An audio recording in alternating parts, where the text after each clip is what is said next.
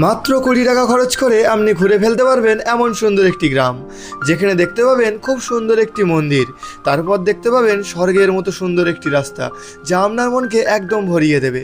তাহলে চলুন একটা শশা খেতে খেতে আমরা পুরো গ্রামটাকে ঘুরে দেখি। প্রথমে আমরা গোসাবা থেকে খিয়া নিয়ে চণ্ডীপুরে চলে আসব।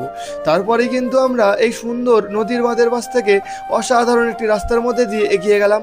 তারপর চলে আসবে সুন্দর একটি মেঠো পথ, যা কিন্তু গ্রামের সৌন্দর্যকে আরও বাড়িয়ে দেয়। এই মেঠো পথ দিয়ে হাঁটতে হাঁটতে আমার কিন্তু ছোটবেলার কথা মনে পড়ে যাচ্ছিল। আলের পাশে রাখা আছে অতিরিক্ত ধানের চারা, যেগুলো কিন্তু বেশি হয়েছে তাই এখানে ফেলে রাখা হয়েছে। তারপর আমরা গ্রাম ঘুরতে ঘুরতে দেখতে পেলাম একটা কাকু শশা বিক্রি করছে। তাকে জিজ্ঞেস করলাম, কাকু শশা কত করে? সে বলল 10 টাকা কিলো। তা আমি বললাম, ঠিক আছে, একটু ভালো ভালো দেখে শশা দাও। সে বলল সে নাকি আমাকে চেনে, আমার সমস্ত ভিডিও দেখে, তাই সে আমাকে ফ্রিতেই শশা দিতে চাইছিল। কিন্তু আমি বললাম, না, অল্প দাম হবে, এটা আমি দিয়েই খাবো, কারণ আপনি কষ্ট করে শশা বিক্রি করছেন এই রোদের মধ্যে, আর আপনার কাছ থেকে আমি ফ্রিতে শশা নেবো, এরকম একদমই করব না। সেই জন্য তাকে আমি টাকা দিয়ে শশা নিয়ে নিলাম। তারপর আমরা শশা নেওয়ার পর তার সাথে 2-4টে কথা বলে সামনের দিকে এগিয়ে গেলাম।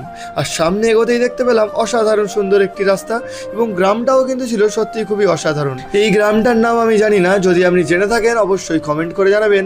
আর এখনও যদি আমার পেজটাকে না ফলো করে থাকেন অবশ্যই ফলো করে দেবেন। সত্যি অসাধারণ একটা প্রাকৃতিক পরিবেশের মধ্যে দিয়ে আমরা এখন হেঁটে চলেছি।